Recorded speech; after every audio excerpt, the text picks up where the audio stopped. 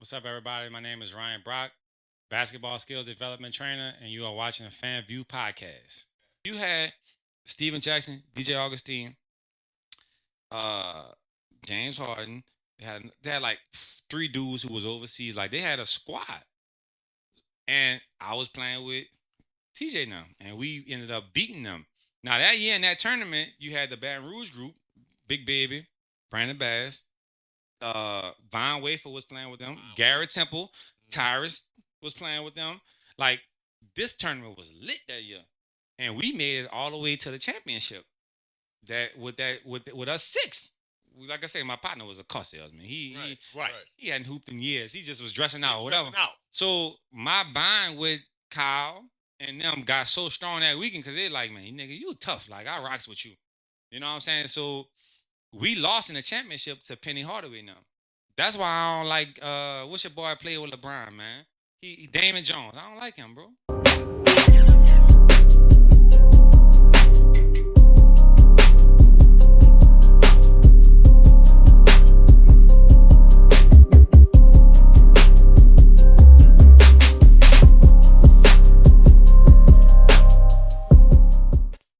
Welcome back, everybody. Welcome back, FanView Podcast. Y'all already know this. We in the building. That boy Freddie. Yeah, baby. G Sports back at it, man.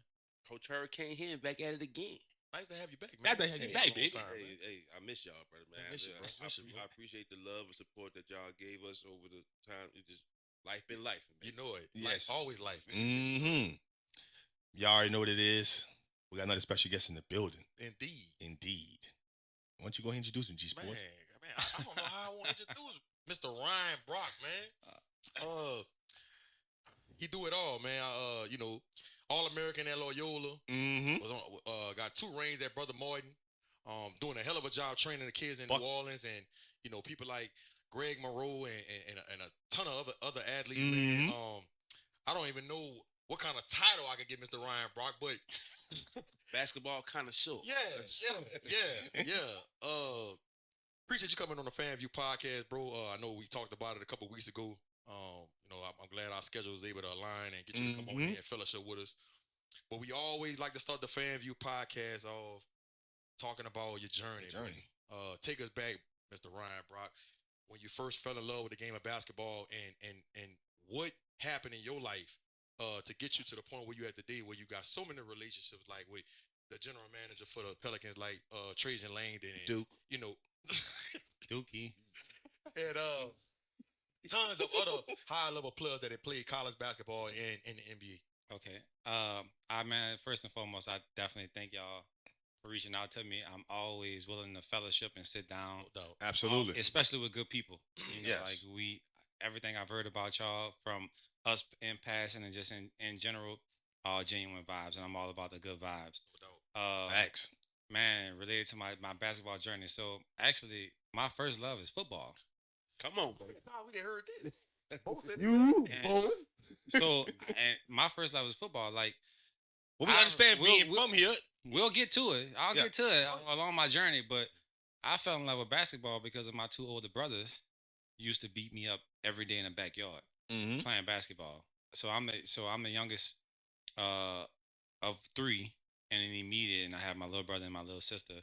But my 2 older brothers was sports heads, always at the park, always doing everything. You grew up in the 7th Ward? New Orleans East, baby. Oh. Bullets, baby. Well, my legs force. You know. He's beast. But anyway, so I probably started when I was about 6 or 7. I grew up playing at Goretti. Like all. Gotta be tough. Gotta be tough to win that G. Best. Um, Best. and I was blessed to have some real good coaches early on who really taught me the real fundamentals. Name drop. You got a name drop him. Greg Lewis, DJ Augustine, Daddy was always our all-star coach. And I could tell y'all a story about DJ. DJ was I hope he watched this one day. So that's my boy. He know this story too though. But man, when we were 8 years old, I think, and this might be something that helped me become more passionate and serious about basketball too. When we were 8 years old, we were playing at Alley de Laws on Napoleon, and I'm a lefty. and I could not dribble with my right hand though. I was talented, but I was literally all left, all left, all left. And DJ jacked me 3 times in a row at half court. You know, when you're younger, that's embarrassing. It's embarrassing. Like I could not put the ball. I could dribble it with my right, but I was not going right. And DJ literally sat on my left side and took the ball from me 3 times in a row and was scored left. So after that, I was like, this ain't gonna happen because I was able to get away with it with mediocre players and this and that. But DJ was always special, like always one of the most special people I've ever played with because of his knowledge of what to do and what not to do on the offensive, defensive end of the floor. So that's when I became more passionate about trying to get better at it and taking it serious, along with taking the whippings in the backyard from my older brothers. And the toughness that I have and the toughness that I possess on a basketball court, I was talking to them outside, just letting them know, like, me and my 2 older brothers were blessed to go to private school all our life, but we basically grew up in the projects. Mm-hmm. So my mom and dad grew up in Abbeville on Conti.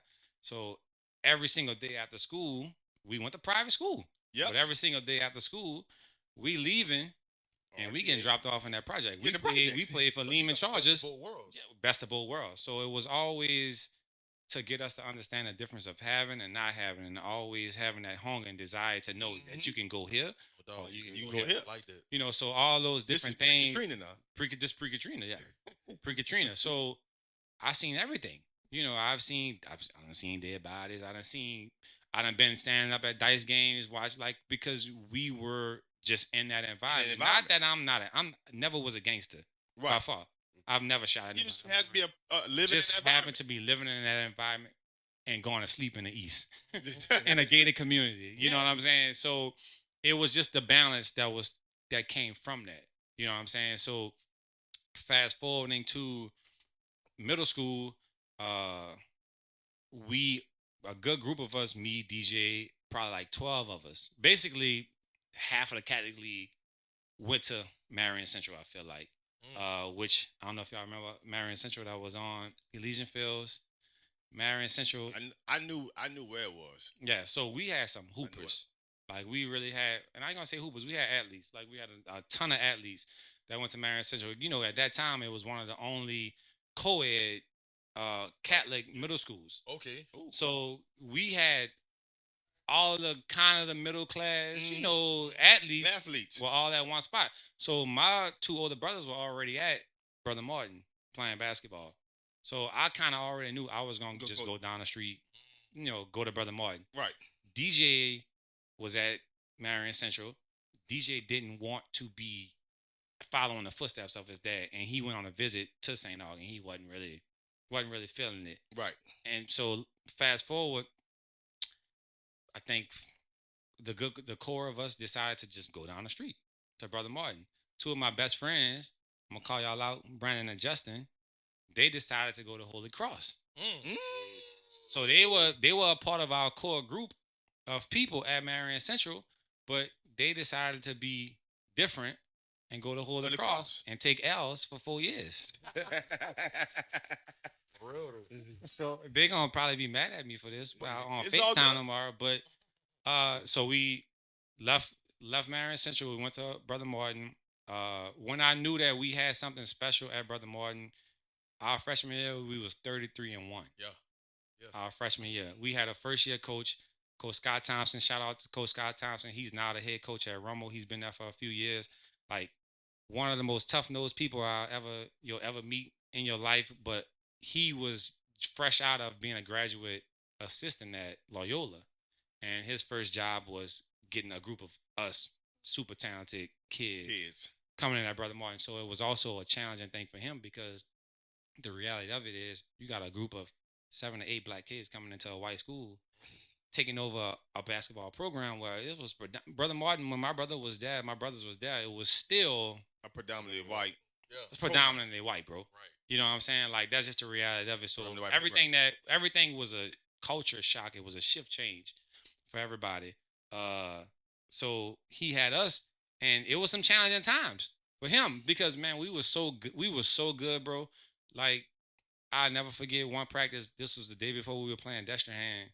And I mean, he didn't feel like we were practicing hard enough because he was somebody. He was getting on the court practicing with us because he wasn't too old. You know, he was fresh out of being a graduate assistant. Right. He was like, you know what? Get out. He kicked us out of practice freshman year. And we like, well, for what? Like, you no, at this point, we 21-0. Right. At this point. And the one game we lost freshman year was at Jesuit by 1 point. Like, that's the one game we lost that year. So we like, get out for what? So he kicked us out. I'll see y'all tomorrow for the bus. We leaving at 4. Next day we go to Destrehan. We beat them by 30. So at that point, he like, you motherfuckers are just good. you just good. So we knew that year that we had expectations. That Fran team was good. Yeah, that Destrehan team during that time frame, doing that. Now I'm not talking about varsity though. Oh, I'm not talking about varsity. Okay. No. Let's make sure we clarify. I don't want nobody to be like Brock was on here lying. No, Okay, I'm talking about freshmen because I didn't go to Brother Martin until my freshman year. Okay. This was DJ's freshman. This was DJ's 8th grade year, and D was playing up on freshman. Gotcha.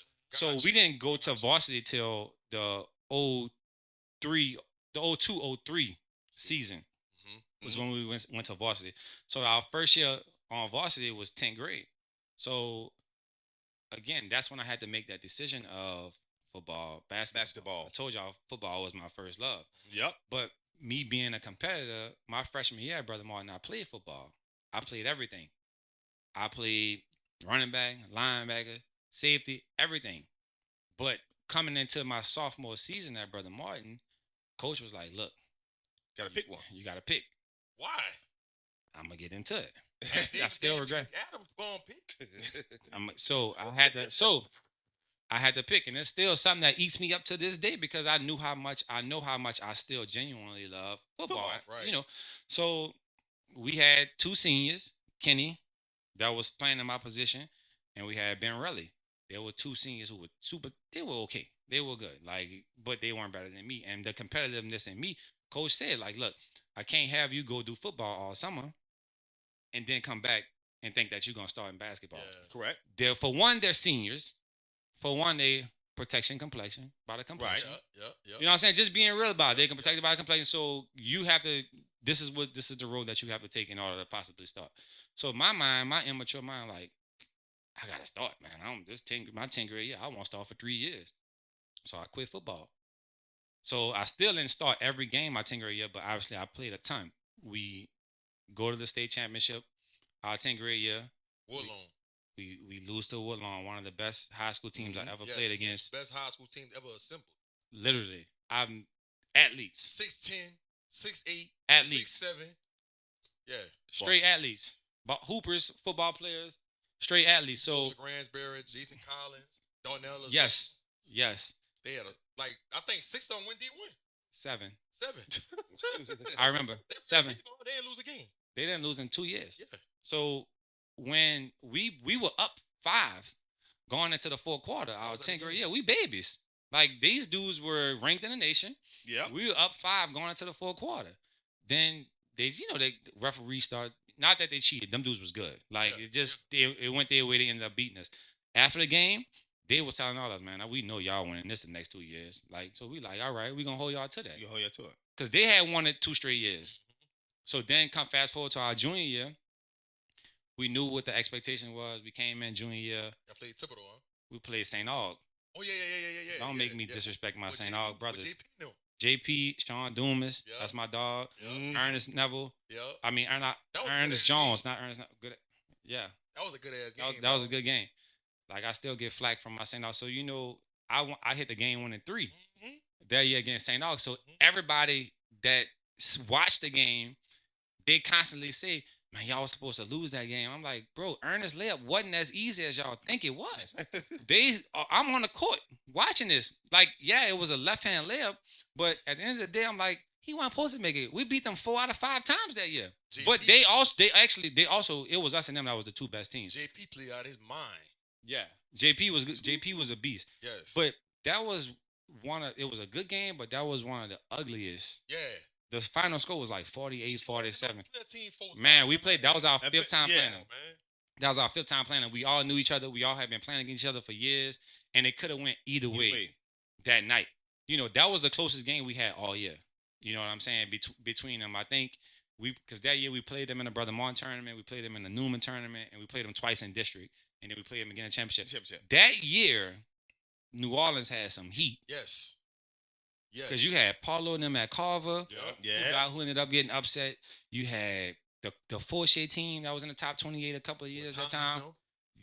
Before that, 01, 02, you had the Shaw era and the Jesuit era with my cousins. Like, so you had some heat that was really representing the top 28 throughout those years.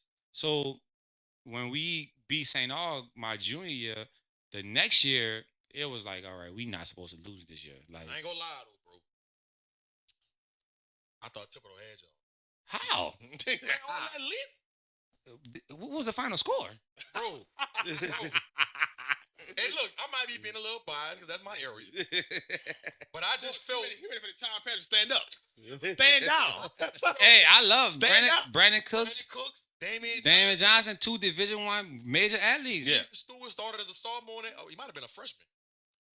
I think he was a freshman. Started as a point guard. Bro, when I think Cooks got in foul trouble. Yeah. When he got in foul trouble, I knew it was gonna be tough on the beat y'all. But I really thought they was gonna give y'all problems and they was gonna win that game. So I'm telling you, like that's why I said going into senior year, we were super, super confident. Like, not on no arrogance, but super, super confident. Like, we've been winners all our life. We've been winning national championships and really playing together. And this is our group of players. We've been playing with each other for years.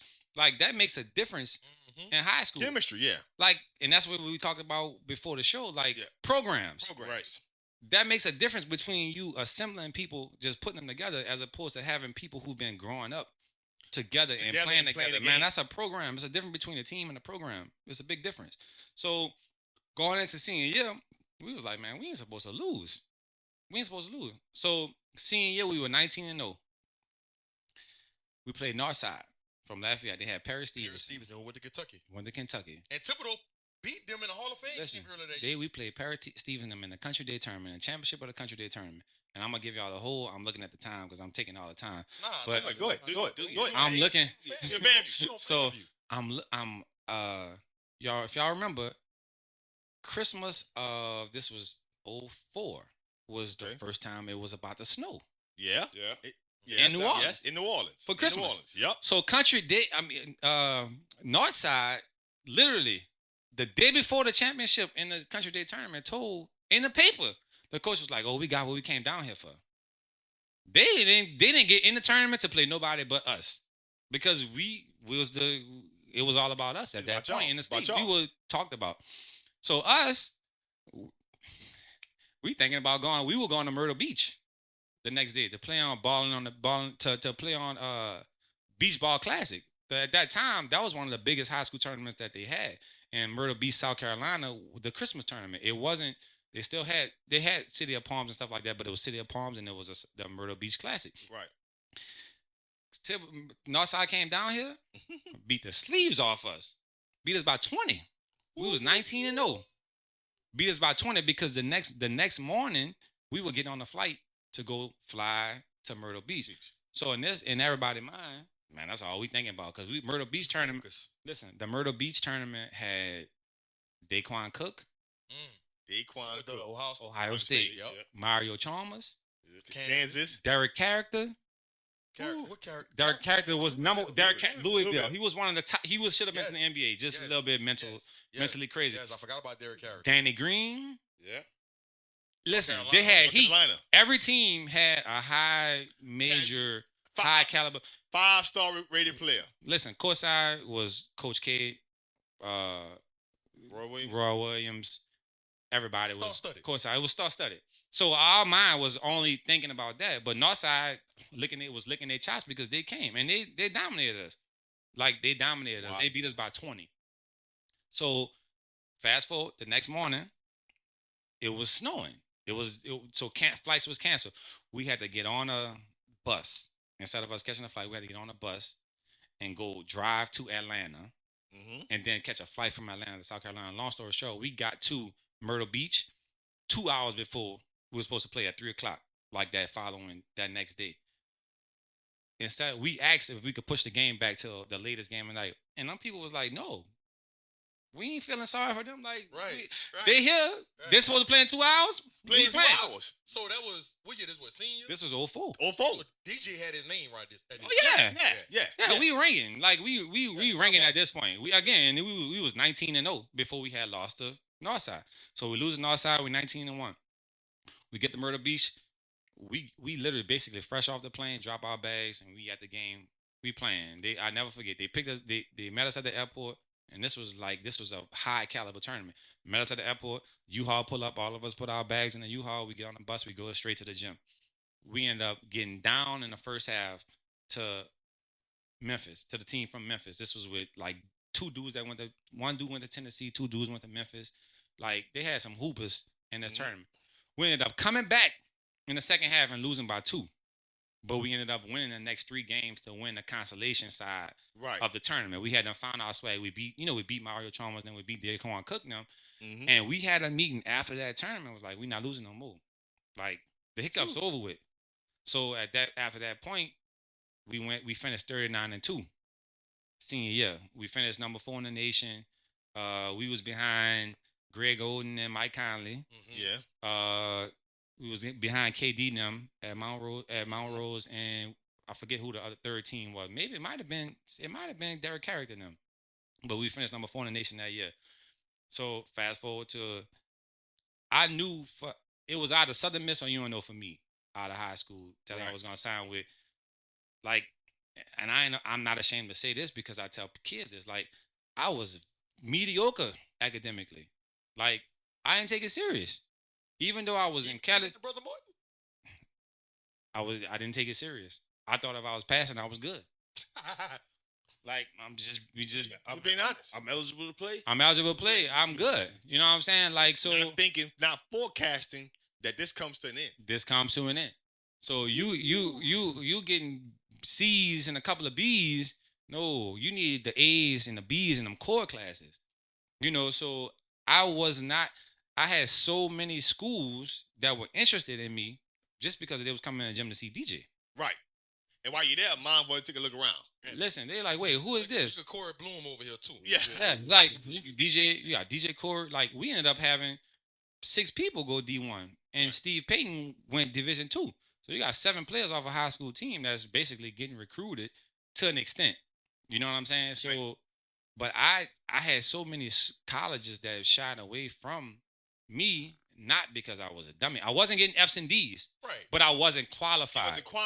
And like I always tell people, I was good, but I wasn't a guy who was, my game, how I played the game of basketball, it doesn't pop out at you. You have to come and watch a game to appreciate what I can bring to the game. And that's what I was just about to say. A real basketball head will appreciate your game. Exactly. But the average eye that doesn't understand the game, and it goes back to what my statement I said, like, I had 2 dunks in college. Right. If I was a extreme athlete who was finishing at the rim like I was finishing with dunks, now you have everybody like, wait, who is this? But I say that to say, like, as I decided where I was going to go, Coach Monty Towell, who was at UNO at that time, he basically started recruiting me when I was in 10th grade. Right. So he used to work, his wife, get you one. That's definitely being edited. So Coach Towell's wife worked at the hospital with my mom. Relationships. So he told my mom in 10th grade, he was like, I'm going to get your son to come right down the street. He might as well, he went to Marion Central, he went to Brother Martin, he might as well come on right down the street to come a power tier, huh? So it wasn't a hard decision for me because you had going to play with Boo, huh? You had Boo, you had Paulo, you had Chad Barnes. Like, you had a good New Orleans core group of people that was already there, and they were good. Yeah, like, they was good. Like, you talking about some of the top kids, Paulo, top 3-point shooter ever in history. Right. Like, they were good. So it was a no-brainer for me, and I was a family-oriented person. Right. Anyway. Right. So it was easy for me to say, you know what, I'm gonna sign with UNO. So I signed with UNO out of high school. But I was a partial qualifier. So you had to sit out. So I was eligible in January. Yeah. I would have been eligible in January after I passed 12 hours. Right. Because of my grades. So what was happening after rewind a little bit, after my senior year, finished playing at Brother Martin, I went on the circuit. And I went on a circuit. I played with Coach Rob Tillman. That played at the Nike Panthers Select. Right. I went to play with Coach Tillman in Houston. T. Howard was still coaching there on Panther Select? I don't think Coach T. No, matter of fact, T coach Greg. Yeah, T Coach Greg. T Coach Greg. So he was a little bit after that. Okay. So I dominate the tournament in Houston because this little boy is like I'm about to be graduating, and that was my thought process. I'm about to be graduating. I'm about to dominate. Right. Like so, I kill. This is when Dave. So you was doing it as an unsigned senior. I was doing it as an unsigned senior. Wow. So this is when Kids kids still do that. So this is when Dave Dickerson was at Tulane. You remember Dave Dickerson? Mm-hmm. So Dave Dickerson was at Tulane. He saw me, and Herb Sendek was at North Carolina State. Mm-hmm. Who coached James Harden? Who coached James Harden? Herb Sendek came to the hotel after the game, and he said he was like he told my he said I want you to come here next week when we get back. Make sure you send your transcript. I was like, oh, I'm going to North Carolina State. I didn't expect this. Like I didn't expect this because again, I know I always have the UNO situation in my back pocket. Yeah. You know what I'm saying? And I had a real good. I got D1 in my mind. I got D1. But UNO was D1. Right. But I have UNO in my thought process. I had a real good relationship with Coach Larry Eustace, who was at Southern Miss at the time. He left there and went to something like that, whatever. So when that came out, that's ACC. I was like, well, I ain't never see this coming. But the following week, once they got my transcripts and this and that, it's like, oh, you only gonna be a partial qualified. This is what we want to do. We want you to go to Mount Zion. And at that time, you remember De Niro Thomas from Carver? Yeah. Mm-hmm. De Niro was there. De Niro was at Mount Zion. So De Niro, and I promise you, this is the most y'all gonna ever hear me talk about this because people know I don't talk about the high school stuff. I don't. So this is why I'm going in depth about. You gotta educate and inform. This is why I'm going in depth about the situation because most people don't know my story of the journey. Yeah. Like and you know get the transparency of what I done been through and what it takes to just keep it pushing. Right. So I was like, man, I can't graduate. I gotta go to Mount Zion. I can't graduate. I gotta go to this school. This school, the number top 10 in the nation, prep school. My mom looked at me. She's like, boy, you crazy? You think I paid tuition for 4 years at Brother Martin for you to go drop out Good point. and get a degree and get a diploma from somewhere else? Ain't happening. And you already got other scholarship up. Ain't happening. So I'm pissed. I'm like, man, Mount Zion. Look it up. I'm like, they already got somebody from New Orleans there. Like, that's going to be a better situation for me. I could possibly go play at this school. Yeah, but I don't care. So I ended up graduating. I ended up signing with UNO. Like I said, I wasn't eligible till January. So I ended up saying I was going to. I said I was. But they already had a Bo and Arlen was there. So I was like, I'm not about to waste a full year. So I redshirted. Right. First year, I redshirted the very first year. But as soon as I enrolled in the summertime, Katrina hit. Yeah. So Katrina hit. So when Katrina hits, now it's another opportunity for me to possibly leave. Right. Because everything was open. If you was, you could go to another school. If you was at UNO or Tulane, you could go anywhere and play right away. So now Rob Tillman calling me like, look, what you think about you want such and such calling for you again? Because now at this point, they know basically recruitment kind of back open. They know now you in school, you could put whatever. So I'm like, no, I'm straight, coach. So UNO ended up going to Tyler, Texas. They relocated to Tyler, Texas. Bo and all them, Paulo, everybody relocated to Tyler, Texas. By me being redshirted because of the situation was so fragile, my family was in Houston. I wasn't playing, so they allowed me to be back and forth in Houston. I wasn't out. They didn't make me practice that first semester because it was just, it was Katrina. Yeah, everybody post-trauma, so it was Katrina. So I'm going back and forth to Tyler, Texas. We came back in January. After that first year, they couldn't guarantee Coach Tao an extension. And at that time, Coach Tao was hot. Right. You know what I'm saying? He was hot. So Coach Tao was like, I gotta go. So Coach Tao leaves. Following year, we had another coach. We go in. That's why I say we were good. We went beat North Carolina State when they were ranked preseason number 18 in the country. Bo, Paulo, I wasn't on the court yet. Like I was playing, but I didn't work my way into the rotation yet. Right. You know what I'm saying? Right. Like I used to do what I do, right. But I didn't win the eye of that new coach yet. Division I, unfortunately, if you're not that coach's guy, you know, it's a little bit tougher. It take a little bit longer. A little bit longer Take a time. little bit more time, you know, or whatever, to get into the flow of the core of his guys or whatever. And I'm 2 years out of playing now. You know, so what are you gonna do that's gonna really stand out to make me not play Bo or make me not play Paulo, whatever. You know, so he leaves, he come for 1 year, he leave. And this was Buzz Williams. This was Buzz. At Texas A&M right now. Texas A&M. And Buzz is one of the toughest coaches you will ever play for in your life. And I'm leaving a crucial part out of this because I don't like it to even sound like an excuse. So it was you're already on the back burner when you coming into college and you playing for a coach who didn't recruit you. Who didn't recruit you? Yeah. This scar on my hand right here. We were doing we were doing a preseason drill, a denial drill, and my hand got stuck in Kendall jersey, in somebody's jersey.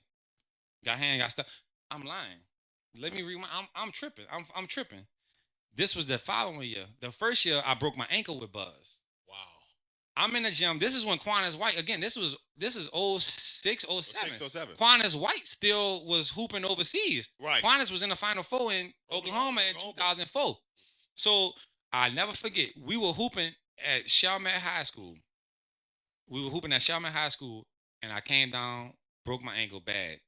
And that kind of put me behind the 8 ball with Buzz, because it was Buzz that just got there in July, and I'm hurt 2 weeks later. It's not a good look. It's not a good look. I crutch, especially for a coach like Buzz. I'm crutching in his office. Buzz, if I'm lying, I'm down. Buzz looked down. He was like, "You better be back in 3 weeks." It's like the doctor said 4 to 6. Like, what you talking about? And me, I'm a private school boy. I'm a Catholic school. I'm not gonna always be yes coach, no coach. I'm like, what you talking about? So at this time, this is post Katrina. We still didn't have no resources for rehab. None of that. You don't hit none of that, boy. We had no resources. So I was doing physical therapy for my ankle in Metairie at South Shore Therapy. This almost made me quit basketball. Because this almost made me quit basketball. This is no shade to Buzz by any means. Like, he made me part of the person that I am today. It's part of your process. Part of my process. So Buzz called me in the office. I'll never forget. I promise you. This was on my birthday. To remind me of Coach Collins looking I promise. This was 7 o'clock at night on my birthday, and the Lakefront Arena was closed because it was, it got damaged. So everybody was working out at the Human Performance Center on Elysian Fields and Robbie Elite. Where the volleyball team does stuff at. And Buzz was like, "Hey, what you doing?" I'm like, "Oh, I'm not doing nothing, Coach. I'm about to go get something to eat with my parents for my birthday." "All right, come on, stop by the office." I'm thinking he about to give me something. I'll go in there, like, sit down. All the coaches in there, training right there next to him. And I'm like, "What's up, Coach?" He's like, "How many times you seen the training this week?" I'm like, "Once." He told me to come see him on Wednesdays. I said, "But I went to physical therapy 4 days this week, Monday, Tuesday, Thursday, and this morning." He's like, "That's the most selfish shit I ever heard in my life." I'm like, "What you talking about?" What you talking about, Coach? And again, I'm somebody who has never had a run-in with a coach. Never in my life, because I was always just coach. Yeah. Never had a run-in with a coach. So he's like, "I don't care how many times you going to South Shore Therapy. They're not a part of this staff. You should be seeing him every day. That's selfish." I'm like, "Coach, he told me to go out there because all we had in the training room at that time was an ice bucket with ice, a cooler with ice, and portable stem. Because this was still post Katrina. Felt post Katrina hard. Yeah. Right. They didn't have funds to just get stuff back like that. No. Yeah. So I'm like, "Coach, I'm just doing what he instructed to do." But Buzz carried that demeanor like, "You work for me. You tucking that tail." Like, so I'm sitting here looking at him like, you're not gonna say nothing? Right. I'm literally sitting there like, Nope. "Man, you really not gonna say nothing?" Nope. Like, come on, bro. So he don't say nothing. So that's kind of when me and Buzz get on. So after on that, and I'm gonna wrap this up because I done took so much time. Nah. Yeah, you go. Dog, Buzz told me, he said, "You know what? Be in the training room for 4 a.m. every morning." 4 a.m. I'm not exaggerating. Bo and them will tell you 4 a.m. every morning. So I had to leave out of Privateer Place. So you mean tell me I gotta wake up, drive from Privateer Place to the Human Performance Center just to put ice on my ankle? Boy, you know how mentally challenging that was? Yeah. So guess what? I went to not getting haircuts. I went to not eating. My mama said, look, if this is what it's about, you could quit. I said, Ma, I'm not enjoying this. I'm not enjoying this. So I actually quit when Buzz was the coach. Nobody don't know this. I quit when Buzz was the coach. By Buzz only being at UNO 1 year, when Pasternak got the job the next year, Yeah, eligibility. Pasternak didn't want me to go nowhere else. So Pasternak said, no, stay. I'm going to honor your scholarship, whatever. So I stayed with Pasternak. This is where the scar came in with Kendall Dykes. With Pasternak, I played in one game against Nicholls State. We played against Nicholls State like the first game of the year, and I broke this. And at that point, I started like, man, this must be not be the place for me because I never had injuries in high school. Right. So you start thinking like if it's a negative after a negative. So now this is my 3rd straight year being at UNO, where it's just like, What's next? What's next? what's going on? This is my basketball career. Like this is terrible. Like when am I gonna start gaining some traction? No doubt. Right. No doubt. You know what I'm saying? So boom. Thanks. I'm a competitor. This was early. I ended up having surgery on my hand. I came back in like mid-January doing conference. I'm back at conference. I'm killing. Mm-hmm. I'm killing that practice because at this point I'm mature now. I'm 2 years out of high school. I know what it takes. I know what angles to take. I've been learning from Bo, whatever. I'm mature now. I'm killing that practice. Paulo and all of them used to be at practice cursing, coaching them out. Like, y'all need to be fucking playing him. Y'all need to be fucking playing him. I'm like, Lord, chill out, man. No, fuck that. Them niggas need to put you like, yeah, we supposed to be playing, but you supposed to be on the court some type of way. So this is when UNO had two New Orleans legends on the sideline. Coach Freelo Mm-hmm. and Derek Allen. So at the end of the season, I said, Coach, you think I need to leave? Tanaja is Derek Allen. He was like, man, leave. So I said, well, you ain't gotta tell me nothing, no. If my dog is you telling me leave, then hey, you know something I don't know. I'm gonna go ahead and leave. So I actually was leaving UNO and going to Northwest Missouri State, which was like the number 2 Division II at the time. But I went on that visit and it was too cold. It was too cold. I like that cold weather in the south. So I'm gonna drop another gem that nobody don't know. I didn't decide to go to Loyola till 2 weeks before school started. Wow. And what went into that decision? I want Tori Boyer, who was at Glen Oaks. My dog. That's my dog, man. Tori, man. That's my dog, man. Ratchet City, man. 225, man. You sound like it. You sound like it. 225. That's my dog. Oh, man. Me and Tori had developed a relationship when we played together in That's how you got him in Dallas. the senior. That's like my nephew, bro. Yeah. So me and Tori had developed a relationship throughout that week where we were together for the high school senior all-star game at LSU. Mm-hmm. So that's when I met Tori or whatever, and we had kind of been cool, Right. since then or whatever. Yeah. So when I found out Tori was at Loyola, and I'm a family-oriented person, keeping it real. My girlfriend at the time was like, I didn't have a reason to. I didn't really have a reason to leave. Like, bro, I was very privileged. Like I had blessed. I'm gonna say I was very blessed. You know what I'm saying? Right. My parents made me work for stuff, but I was very blessed and fortunate or whatever. So it wasn't like most people or some people where you gotta I gotta do this or I ain't got like it was. Right. That's why I've always been successful in basketball and whatever I do because it was never no pressure to be successful at it. Right. You feel what I'm saying? So Tori and Josh McGrew who went to St. Aug. They were at Loyola, and I was like, man, I'm just going to Loyola. I ain't tripping. So I walked on.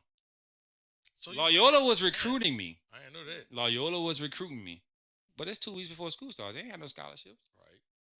So at that point, I couldn't be cheap now. But was it cheap? But I'm still paying a couple of them back, bro. I'm still paying a couple of them back. But again, this is people don't know because I went to Loyola, and from the day I stepped foot in the gym at Loyola, I said, you know what? I know I'm a Division I basketball player. I know I am. I've been high level all my life. Right. Every day I'm on a court, every game, I'm going to play above this level. to let people know that, man, ain't no way this dude's supposed to be playing at Loyola. Right. And that was my mindset for me to be able to have that successful career at Loyola. My first year at Loyola, I got College Player of the Year for the state. So I'm talking about this was with Marcus Thornton, and this was everybody. That's my dog or whatever. So I coached Dan Jackson, who was at Loyola. He was the president of the LABC. He one of my biggest motivators. He was like a big brother or whatever to how I had the success at Loyola. Mm-hmm. He was the president, and he was handing me my award. This was my sophomore year at Loyola, and he was like, "Look, I'm proud of you." He was like, "But it's easy to do it when you sneak up on a scene because nobody ain't know about you before this year. Right. What can you do the following 2 years?" Oh, that's all I needed to know. So now that first year, I averaged 20. All-American. Mm-hmm. I was honorable mention, All-American. I led the conference in scoring, conference player of the year.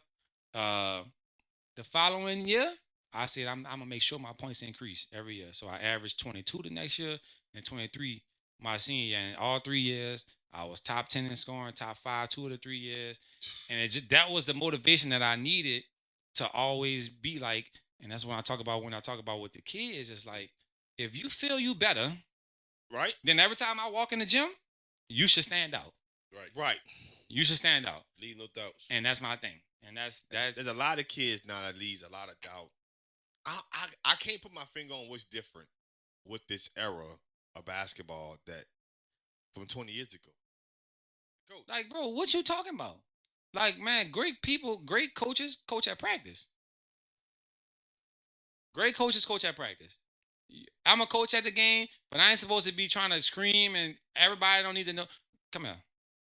Come over here. And I think that goes back. That's a great point what you made, and I think that's big. That if most people could really be able to look at themselves in the mirror and be like, hold up. But I'm gonna add something to this. And my second part question is, when did you know that DJ had a chance to go make some money in the league, not overseas, but in the NBA? Because let's be honest, bro. I don't know if you remember this. Ninth grade. You probably don't remember this, but I do. I'm a high school historian. We played y'all my scene in the UNO team camp. Okay. All right. So when I saw y'all and I saw DJ, I remember leaving that team. We lost to y'all, and we was number 3 in the state that year. Mm-hmm. We lost to Southwood. Okay. In the quarters. Yeah. You know Southwood. Yeah. You know Southwood. Of course. And I remember saying to myself, stupid. I remember saying to myself when I saw DJ and you and Bloom, dude was different. Them dude was different, right? And but I never thought that DJ was going to the NBA. Even when he was at Texas. Mm-hmm. I thought he was really good. Right. Never thought he was going to the NBA. Never thought he was going first round. Never thought he would play in the league 14 years. When did you know that he was going to do that? And how was he able to sustain a career that long? Because, bro, let's be real. What, he 6'1", 6'1"? 6 foot. 6 foot with some heels on. 5'11", 5'10". He not playing above the rim. Just his approach. So really, 9th, 10th grade, you knew that DJ was gonna be special. Like I said, I knew DJ was different than when we were 8 years old. DJ, when you growing up, there's not many kids who are able to shoot a right hand layup off their left foot, and a left hand layup off their right foot. That's still present. There's not many kids that could do that at 7, 8 years old. And so high school, the things that I saw DJ do in high school was like, whoa, like out of this world. You talking about somebody who was in the 9th grade, I was in the 10th. Like, he was just always under control. Everything looked so effortless. And it's his approach to everything. He did the same routine every game. Like DJ, I'm telling you business right now. So DJ was one of the most, but he was a routine type of person. Right. DJ before games at Brother Martin, his headband, or if he wore a headband, his wristbands, his socks, he used to have them in a Ziploc bag before every game. Like, that's how organized he was. Like, so it just Ziploc bag. A Ziploc bag. It was, I don't know, it must be whatever. It's But he did stuff the same way every single time it was, no matter if it was on the basketball court or off the basketball court. Like, you didn't see DJ in high school outside of school. You didn't see him. You didn't see DJ. You didn't see DJ going to the football game.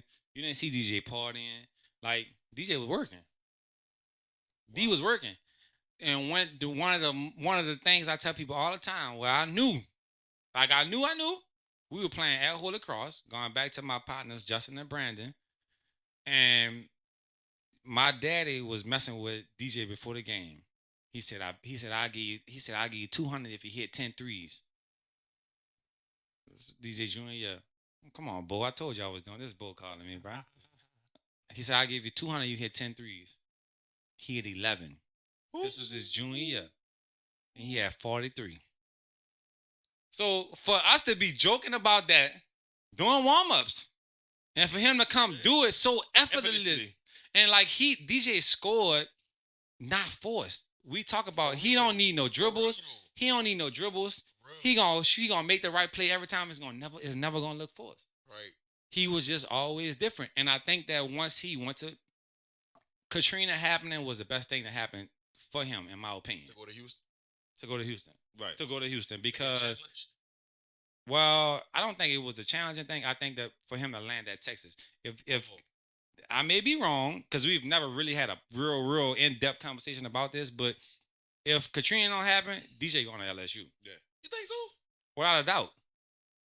Because DJ is a big-time family-oriented person. They have a huge, like, family unit who are all about support, who are all about, so if Katrina don't happen, everybody else they're still in New Orleans. Everybody still, and he had a good relationship with LSU. So it was LSU. He was cool with Taz because of his relationship with Taz with the New Orleans Jazz, with the Adidas team. Yep. So and Jackson, though. I'm thinking LSU. So he go to Texas when Katrina hit, and I think that was the best thing to happen for him because he was able to get on the scene early with Kevin Durant. Yeah. For real. For real. He went there with KD, and people were like, wait, damn, he really good. He really good. He's really good. And I think that what made him withstand his career is nothing about D that's special. Nothing about him that's special outside of his professionalism. He just know how to run a team. He know how to run a team. Out of his professionalism, like he work hard.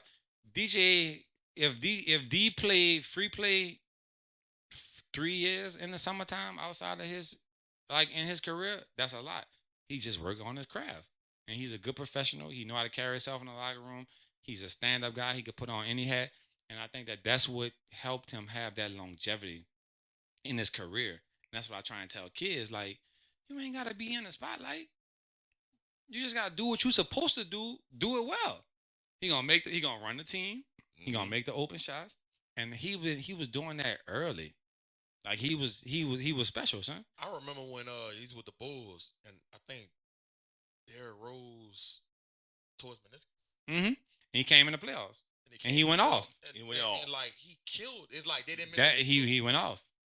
They didn't miss a beat, bro. And I just remember saying to myself, man, he just wired different than anybody. He wired different. Because like I said in the beginning of this question, he not playing above the rim. No. He not super tall. He not super long. But he don't have you got to be super redeeming quality about it. There's not many small guards that can have an impact on a game like he did. Right. You know what I'm saying? Like, there's not many guards that you don't have many guards at that level now, at the NBA level. You don't. You don't have any almost. You don't have any almost. You gotta. Can you think about like if we being serious? Can you think about Can you think about 5 guards right now that's really PGs in the league that's under 6 feet that's actually playing outside of CP? I can just think of one. CP, right? Ray Van Fleet. CP and Van Fleet. Van Fleet. Who else? And Van Fleet is like a 2. He a 2. Yeah. Yeah, he more of a 2. Yeah, he a 2. I would say not a starter, but the way Trey has transitioned, like we talked about earlier. The way like he went from I gotta score, I gotta do the logo threes to hey, they caught on to me. Yeah. I got this monster and Deontay Murray with me. Let's let's start facilitating and take the shots and not force the shots. Yeah. And even Trey's a little bit taller than D too. Yeah, Trey like D small, bro. Yeah. D is small. Yeah, but when you get that past that point, there ain't that many 6 and under. He just so dog. He just so smart, bro. Like, and everything is just effortless. Like, it was like ridiculous. Cause I ain't gonna lie, bro. I was a DJ hater. Everybody I was. was a DJ hater. Cause and he was young when I played against y'all in that UNO team camp. And I remember when he became the #1 point guard in the country. Mm-hmm. I think that might have been sophomore, junior year. Man, I remember. You like, he ain't that good. Yeah. For me and my partner used to be in the ball. That nigga same thing. This dude. Right.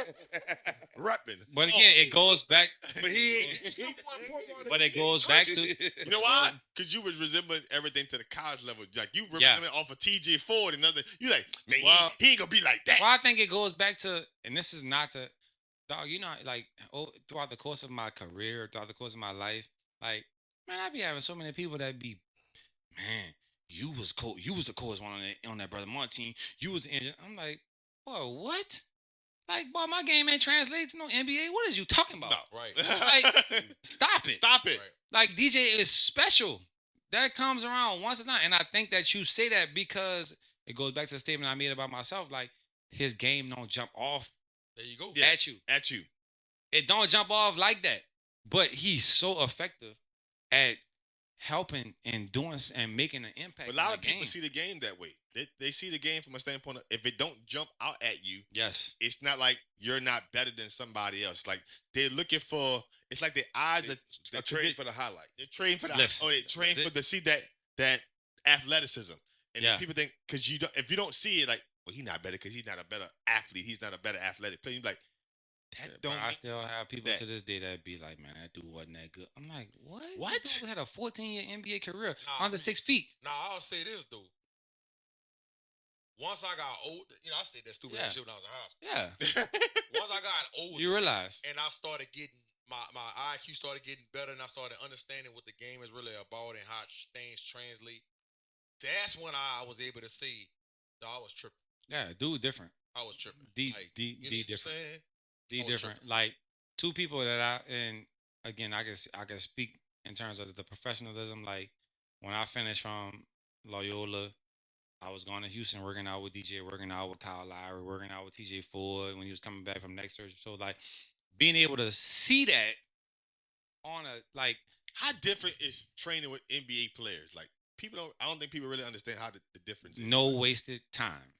You can train, like, NBA players, they could train for 30 minutes, they could train for an hour. Every rep gonna be the same way.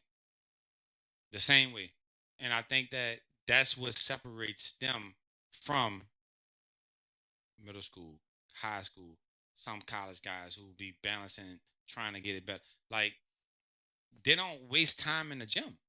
So it's not that you're doing much different with them, but they have that mentality to, I'm not wasting no rep. No matter how tired I am, if I'm tired in the game, I got to do the rep the same way with the same explosiveness off this move that I'm going to do if I'm tired. And I think that's what translates to make them different. It ain't much different. It's really not much of a difference besides the mentality and the approach. And that goes back to, like, what I said.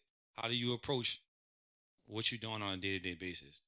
I got a 2-part question for you. One, I want to, because we all had touched on it, and I just wanted to see your, like, this is for the whole panel. Who is your favorite NBA player that you feel like doesn't get, like G said earlier, that like the basketball purists, like, well, like, they like it, but like the common NBA fan be like, man, he ain't that. For me, it's Tayshaun Prince. It's Tayshaun Prince. It's like the stuff that, like, if you look at his box score, if you look at it, it was like, it's just all like he got like a whole bunch of hockey assists. You just did me a favor, because I wore number 21 because of Tayshaun Prince. Come on, crazy. I'm a lefty. You're a lefty. I got an ugly jump shot like Tayshaun Prince. Hey, you like? Hey, y'all from the light Jennings. You know what I'm saying? So I wasn't like, I literally was a. Cutting up, huh? Almost cutting up. I was a Tayshaun Prince fan, because again, not somebody who on the spotlight, like, but I'm not a guy who I'm a defend. Like I said, I had an ugly jump shot, like Tayshaun Prince had an ugly jumper, lefty, unorthodox game, not jumping out at you. So I like Tayshaun Prince. So I'm gonna just piggyback you and I'm gonna jump on that bandwagon. Tayshaun. I like Unappreciated. Mm-hmm. I probably would have to go with Kyle Lowry. But he like I feel Kyle like Lowry unappreciated. I feel like he like by I can him agree being with an that. all-star, like multiple all-star and all that stuff. I feel like Well, when you talk about I get it. when you let's talk about Hall of Fame. Mhm. Kyle Lowry probably gonna be in the Hall of Fame, bro. And when you say that, people like, hell no. I think But look at the the accolades. resume. accolades. Look at that. All-star. Mhm. He's an Olympic champion. He's an NBA champion. That's my guy, man. He like Good dude. he made defensive team maybe like 5 times in his career. Yeah. So and he's not jumping over the rim. He doesn't have a real redeeming quality about himself. He just tough, can make open shots. And, like run a team, professional. He just and I actually watched. You say that I actually watched majority of the Heat game, maybe Monday night, Mhm. and just to see Kyle's impact at this level of at this phase of his career was like you cannot replace somebody who make the right play every time. Like that just go a long way, and I think that, like you said, that's not something that you see that's not something that unless you're a real basketball mind, you able to see and appreciate that Kyle Lowry because is the very dude really unappreciated. makes the right play almost every time. No doubt, he's very unappreciated. And me and Jalen Cook, who was at LSU, that's one of my guys, man. I've been mentoring him since he was in like 19th grade, and he's so infatuated with trying to get to the NBA, and he entered the draft last year and did the workout with the Pacers, the Celtics, and the Knicks and stuff like that. Me and him be talking all the time, and I always tell him, I say, bro, if you want to get to the league, bro, you gotta pack your game out to Kyle Lowry, and he always be like, Kyle Lowry, Right. Yeah, and I'm like, Cook, you not about to go to the league and dribble, Yeah. step back. Yeah. Bro, no. you not going to be able to do that. Man, Mhm. Kyle going to guard you. He going to make open shots. He going to get downhill. And that's gonna It's keep not you in. sexy. Right play. The, That's his gonna keep you game in. is not sexy. Yeah. That's what it is. It's not sexy. It's not attractive. It's not gonna wow you. It's not gonna jump off you. And so it comes off like, well, anybody could do what he do. I don't want. It comes off like I don't want to do. I don't want his job to be my job. Yeah, but I'm going to tell you what got Cook mind right. I had to show him highlights of Kyle Lowry when he was at Villanova. Ooh, he was a dog. And when I showed him that, he was like, man, I didn't know he was like, bro, you looking at Kyle Lowry like in the latter part In the latter part of his Yeah. career. Bro, Kyle Lowry Check him out when he was is a in reason Houston. why he's still in the league right now. Yeah. There's a reason why the Heat paying him $50-something million. And listen, so funny story. And this is never no cap. This is never no cap. No. So again, when I finished at Loyola, DJ was obviously still playing. So I would go to Houston, a week at a time or whatever to work out. So he was working out. Kyle Lowry was with the Houston Rockets at that time. I'm So- a Rockets fan, by the way. Yeah, so Kyle was with the Rockets. So I used to free play with them and this and that. So me and Kyle got close because we were free playing. And it was game point. And I jacked him. And I went score. And we won the game. This is in the free play. Mm-hmm. Kyle being Kyle, walking with fat little big booty ass. He walking. Yeah. He like, foul. I'm like, foul? Man, you tripping. Like, I ain't foul you. Like, you wait till I score the layup and whatever. I ain't foul you. He like, man, that's foul. So after the game, he like, you really ripped me. So we got close from me not backing down. You know what I'm saying? Respect that. Me not backing down and being like, man, you play tough. You hard. Like, you play tough. So that following summer after that, I don't know if y'all remember, you remember the tournament that used to be popping in Lake Charles? Yeah. Louisiana Tournament of the Stars? Thornton used to be tearing it down out Louisiana Tournament of the Stars. So Yeah. that following summer, That back. was one of the craziest summers for that tournament. So that summer, again, I had got close with TJ Ford, Kyle Lowry, and all these other dudes in Houston through being out there with DJ. So the following summer, I played with TJ Ford, Kyle Lowry, the big guy that played at Maryland with Juan Dixon, Lonnie Baxter. Lonnie Baxter. Or Chris Wilcox. One of them dudes. That Lonnie and Chris Wilcox. Was the light skinned one or the dark skinned? No, it wasn't none of them two. It was one of the other. It was like Terrence and dude. His name was Terrence Jones. something. No, that's that's Louisville. No, he went to Kentucky. But this was somebody that played back in that era, Yeah. right? It was them three, TJ Ford brother, and me, and like one of my partners who sell cars. Like it was, we had 7 people, but we had 7 people who knew how to play basketball. Right. So that weekend, DJ played with Steven Jackson. This was the DJ and them team in Lake Charles. Steven Jackson, James Harden. Steven Jackson, James Harden. This was James Harden, fresh in Oklahoma City. So you with James Harden? Yeah, this was still James Harden. You know what he was doing? Yeah, we talking about. He wasn't the beard. Yeah, we talking about 2000. He was James Harden. 2011. We talking about 2011. Third overall Fresh, pick. yeah, we talking about 2011 James Harden. So you had Steven Jackson, DJ Augustine, James Harden.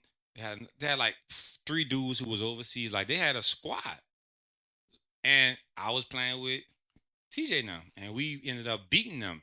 Now that year in that tournament, you had the Baton Rouge group, Big Baby, Brandon Bass, Von Wafer was playing with them, Garrett Temple, Tyrus was playing with them. Like this tournament was lit that year, and we made it all the way to the championship. With us 6. Like I said, my partner was a car salesman. He hadn't hooped in years. He just was dressing out or whatever. So my bond with Kyle and them got so strong that weekend because they're like, man, nigga, you tough. Like, I rocks with you. You know what I'm saying? So we lost in the championship to Penny Hardaway now. That's why I don't like what's your boy play with LeBron, man? He Damon Jones. I don't like him, bro. He cost us a championship. No. The dude, the old Damon Jones, the shooter. He's a shooter. Playing for the Cavs. Dude, like dirt. So he wasn't there Saturday. He wasn't there Saturday. He showed up Sunday for championship Sunday. Tore up the whole chemistry. So he took all my minutes. Come on. He took all my minutes and we lost in the championship to Penny Hardaway and them team. Because I don't know if you know how much you know about the tournament, but Penny used to always have all the youngsters from Memphis and Tennessee playing on his team and bringing them down. So we lost to Penny Hardaway and them team in a championship or whatever because of Damon Jones. Who used to put that tournament on in Lake Charles? I forget, man, but that was. I don't know what year it was, but Marcus Thornton was going Oh yeah, crazy. It was. That was. He If was you going crazy. if you hooped, Marcus Thornton was first team All NBA. Bro, that's how crazy he was going. Fred, you answered the question. Most underappreciated player that I probably watched. I mean, I got several. But the guy I think goes underappreciated. He's not a Hall of Fame by any stretch of it. I like the Gerald Wallace. It's the way he played the game. He plays both ends of the floor. Every team he was on, they thought he was an intricate piece of what they was trying to do as a team. He was never the superstar. He was never going to be the headliner for the team. He was the superstar when he was with the Blazers. He was the face for the Bobcats. Because DJ got drafted to Charlotte when he was the face to the Bobcats. But I think he got originally drafted to Sacramento. Yeah, he did. The Kings. Yeah, he was on that team with Paige and Chris Webber and all. That's a good one. That's a good one, though. Yeah. But I'm gonna tell you somebody right now. Ugly game, but that was a good one. Yeah, that's a good one. That kind of remind me of Kyle Lowry, Tyus Jones. Duke. Yeah. Like when Ja was missing all them games. Yeah. With the Grizzlies, bro. He stepped up. Their record was like they had a win-win. And I him as a starting. Yeah. And took a Blue Devil. Spurs. Like he's with the Timberwolves. Timberwolves. Yeah, I'm not around him on a day-to-day basis, and I don't know him, but he reminds me from what I see of like a DJ 2.0. There you go. He gonna make the open shot for the most part. He gonna make the right play. Athletic. He's not doing anything that's outside of what what the team needs. Is. Like that's a good one. Tyus But Jones. like so, Gerald Wallace, that when DJ got drafted to the Bobcats, boy, them boys was rugged. They had Gerald Wallace, Raymond Felton, Steven Jackson, Mm-hmm. Sagana Job. Boy, that was some wild days. Sean May was there too, huh? Sean May. Sean May. Was there. Gained all that weight. Gained all that weight. Stole all that money. Back in the Brinks truck. You know what I'm saying? But like you say, you saying that made me kind of recall like of watching them practice like that. He went hard. He went Gerald He went Wise hard. hard. You could look at him on the game like, man, Gerald Wise, like he just goes both ways. Yeah. And he but couldn't shoot. But affected the game though. yes, he affected the game on both ways. He could get a buck, he could get a layup, he could shoot a three. And he ain't had no mid, but Did he win a dunk contest? He was in it. he was in it. He in didn't it. win it. Nah. I think He might have won one, bro. No, I not think- Gerald I Wallace. I think Gerald Wallace might have won one. Look it up, bro. You know, Let's hey, know about might that. be right. Jason Richardson won one, but I don't think I Gerald. think He was in one. He was in one with Jason Richardson for sure. Like, That's he the might one with. have won. I That's the could one be with Jason wrong. I Richardson. think he got a- Jay Rich was with the Warriors. But I do want to ask you this, bro. Hold on, you before Go ahead. But the second part of my question is you training and G had hit on like a relationship with Jalen Cook. The guys that you train, how hard is it to change their narrative of it's NBA or nothing? Because it's quality ball in overseas.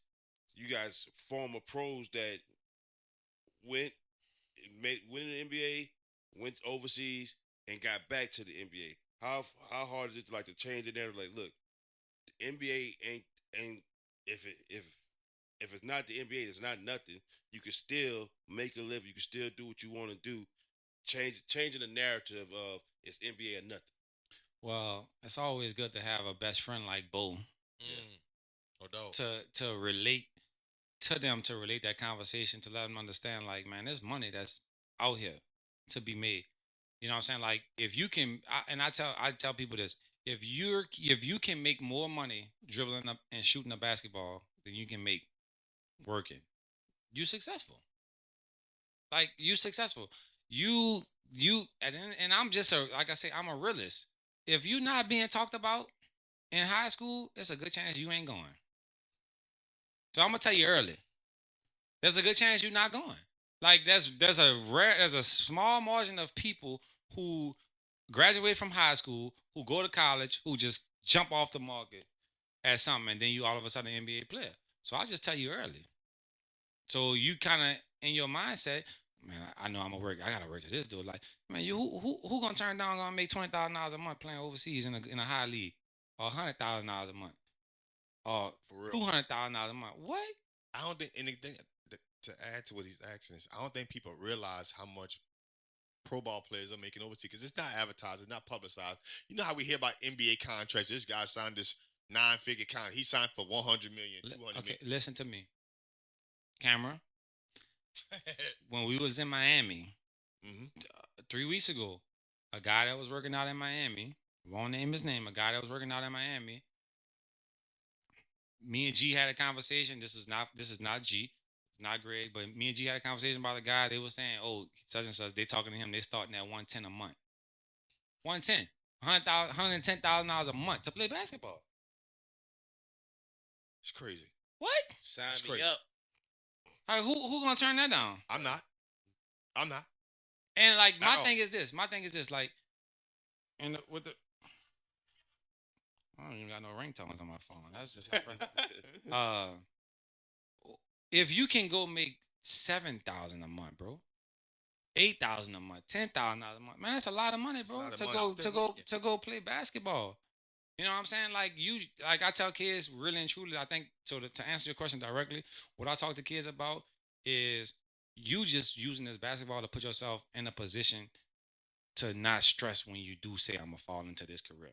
Even if you go play basketball and you gonna make $60,000 a year, $70,000 a year, because even though they got the ones who making a lot, they got a lot who ain't making nothing either. Right. That's the reality of it. You know what I'm saying? But if you can put yourself in position to go make $60,000, $70,000, $80,000 a year, that's still more than the average person making Right. to play basketball. Basketball. So, but even if it's just put you in a situation to go buy a house or whatever, now you could transition easy into saying, I'm going to go coach in high school, I'm going to be a teacher, whatever you want to do. So I think that's how I'm able to change the narrative, and I'm successful. And I didn't go to the NBA. I'm successful. When I was playing in overseas, I was making $80 to $200 a month, which is good money, but it ain't a lot compared to what some people make. Right. You know what I'm saying? So I like, and that goes back to my balance of being able to. I feel like I've been blessed to go through my journey of life to be able to kind of relate to every situation, to relate to every Right. kid. I went to the Division 1, so when you got the kids who, man, I don't want to go to a small school. I want to go to Division 1. Bro, it's no different than you going to UNO and averaging 7-8 points, and you going to be an All-American.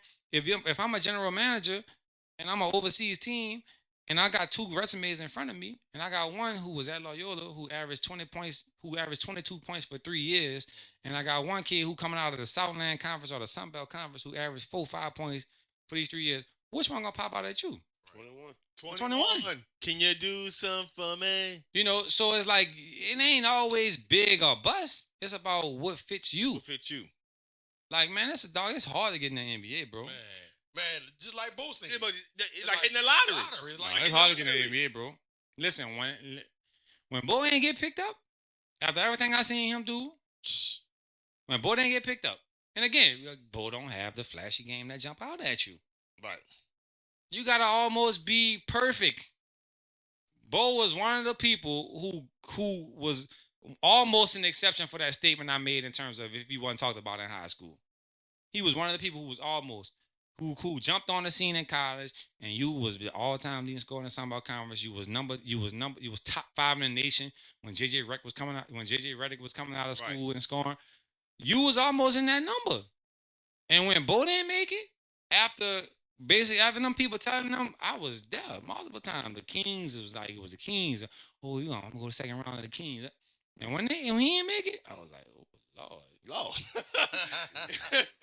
Bo definitely. Look, man, it's not disappointing to come out of Louisiana. Yes, because it's not disappointing. It's reality.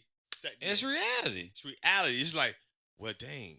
It's not like, man, it didn't happen for him. It didn't happen for me. That's not what you're saying to yourself. You're saying it's just reality sitting there. Like, Man, if listen, he didn't make it, I know I bro, wasn't better. I'm not sugarcoating nothing.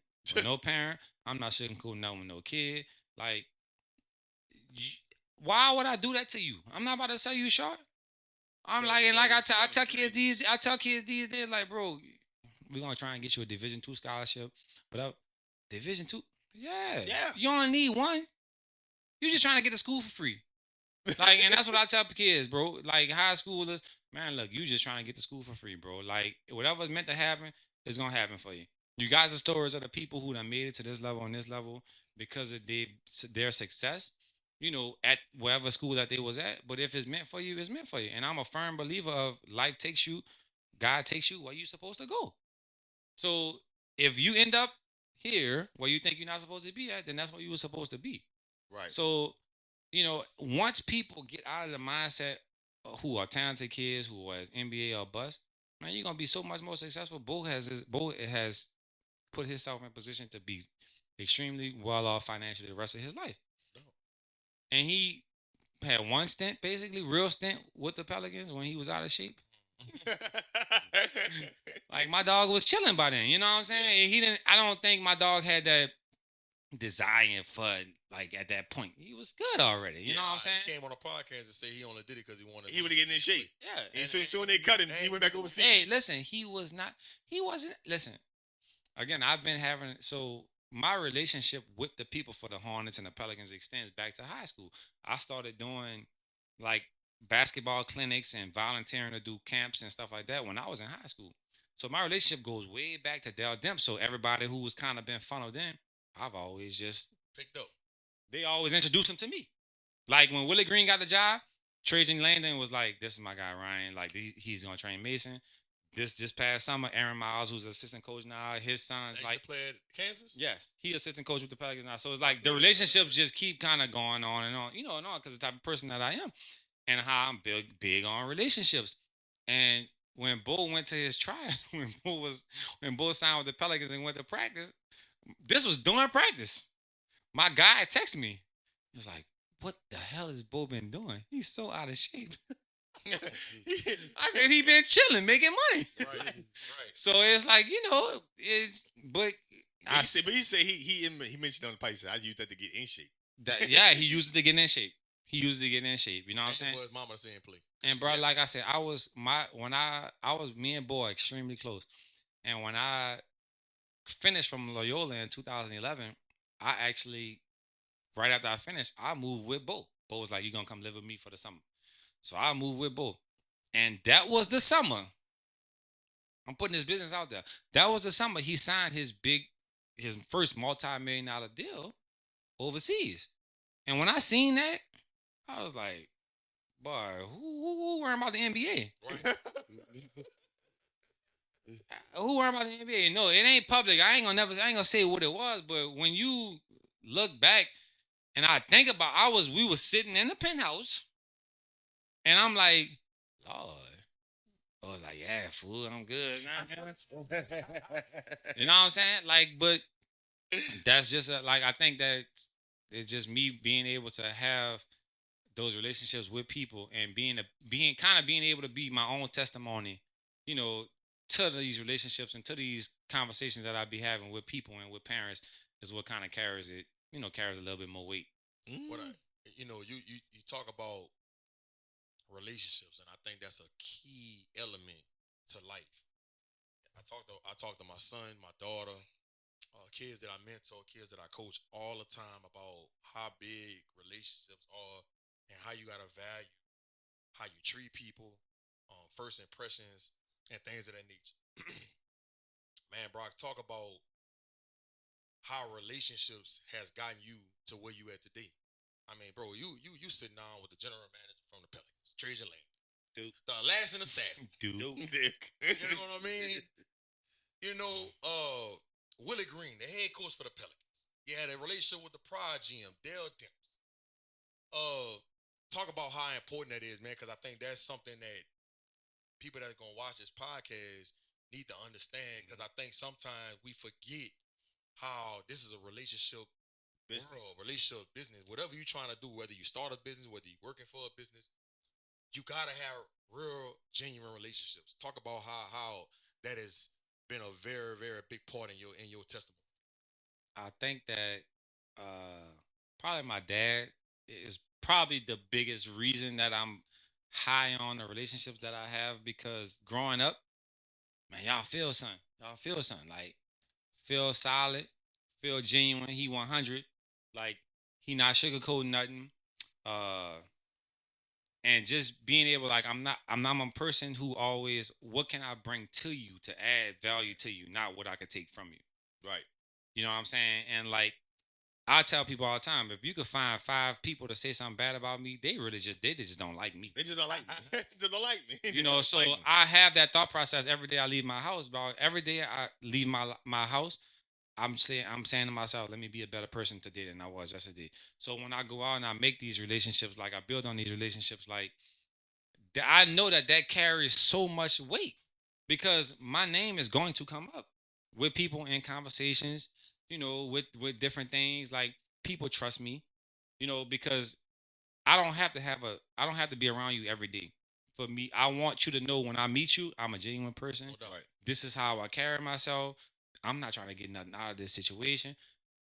Willie Green wife texted me today. Called me, let me know what you need for your free camp next week. I don't need nothing. I'm good. Like, we good. We Gucci. Those relationships will carry you much further than anything that you think that you might could get out somebody for a temporary. You know what I'm saying? And I think that just as I grow as a person on a continuous basis, like every single day, like, I meet so many people and have conversations with so many people. So I was like, damn, I ain't never thought I had this type of relationship with this person. Right. But it's just being genuine, bro. And I think that when you genuine, when you try to do right by people, people just have ultimately love, it might be a fake love, but they got some type of love or some type of genuine respect for you. That goes back to the statement, like, everybody who train, like, I'm not one of them trainers who, I got a problem with you. No. When I have my camps, I pretty much send my flyer to all the dudes who I know who train. Look, come to the camp, come help me with the camp. We can all train together, like, because teamwork make the dream work. Yep. And anything that you're doing in life. So that's another part of going back to what you talked about with your question 20 minutes ago, in terms of what do you think is holding us back? Like, there's too much separation. Right. It's too much That's why you separation. got 1,000 AAU teams. It's too much separation. Like everybody has to come to the same accord. If we all here to, at the end of the day, service the kids and service them as people, then that's what the goal needs If to the goal be. is Go back to what G said earlier. There's a lot of Me. I'm about Mhm.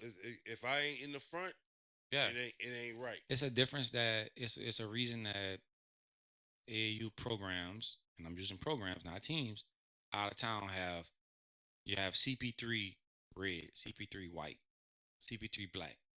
They got multiple teams because it's a program, because you have a bunch of adults that's bought into one culture. As opposed to our New Orleans area, you got all these different teams because you can't get all of the adults to get on the same page because there's too many egos. You know what I'm saying? So I think that that plays the major part in why we be behind the eight ball. If it wasn't for basketball, do you think you would have the relationship that you have? Yes, I do because, like I said, man, growing up, we and I never would tell somebody I had it tough because I didn't. Like, but I really at a young age really learned like, dang, this is the difference between having and not having. right. This is the difference between carrying yourself like somebody who got their pants down here or carrying something else like somebody. Like going to Brother Martin was the best thing ever happened for me because I was able to understand I got to be able to wear multiple hats. I could go sit in a room full of people who smoking weed and have a conversation with them. I had cousins who I go to their house and he got a bunch of weed on the table with guns and this, and this, like, and he's selling weed. But I also have been in some of my white friends' house in Brother Martin and learning about their culture and learning about. So now I could go in any room and I'm confident to talk to anybody. So that was another reason, like that leads into me, like that's why I stopped. It was so easy for me to stop playing.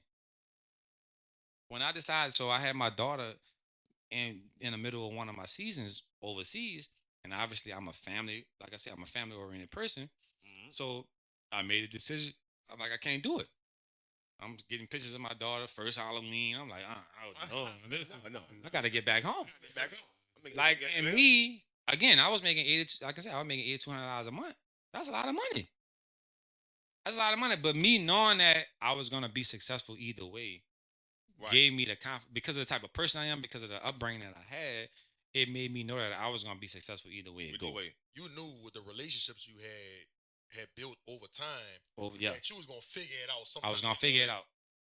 I was gonna figure it out, bro. Like I said, and I don't want to get in depth, but when I first came back from overseas, the first thing I did, I had a moving company, moving furniture. I had a moving company. I was running a crew that was moving furniture. Wow. And I had that situation happen because of a guy that I went to Brother Martin with that connected me with a lady who did stuff in terms of like going to people's houses, packing up their houses. And I was like, look, well, what you think about having people come in and move and we could subcontract, whatever. Boom. And that's how that happened. Relationships. And just doing stuff the right way. Like you can't build relationships by trying to shortcut stuff. You can't build relationships by being gray. You got to be black and white. This is what it is. You either genuine or you're not. Like it's just that simple. Like wearing one hat and being genuine is so much easier than trying to be fake multiple times. It takes too much effort. It takes too much time. It takes too much effort, bro. You got that kind of time to move. I don't have that kind of time, bro. And like I said, it's a fine line. Like I try to tell people, like, I'm not a person who try to be friends with everybody because you ain't gonna be friends with everybody. No doubt. But I am a person I worry about what impression I left on you. Right. So I think that helps me build the relationships with people. Like I said, you might have with some people, you always gonna have somebody who don't like you or who don't hate on you for whatever reason. But for the most part, I think if you line 10 people up, 9 out of 10 gonna be like, man, Brock solid. I rock with Brock, bro. And that's how I try to carry myself and continue to carry myself, throughout my journey in life, and just hope that people reciprocate what I try to give off to them. Before we get into Ryan Brock's favorites, I do want to ask you this before we get ready to close down, man. As we talked about training and coaching and stuff like that, how did you figure out how to train kids the right way? You know, was it because you've been around so many NBA players and high level executives in the league, or having somebody who like DJ Augustine who played in the league for multiple years?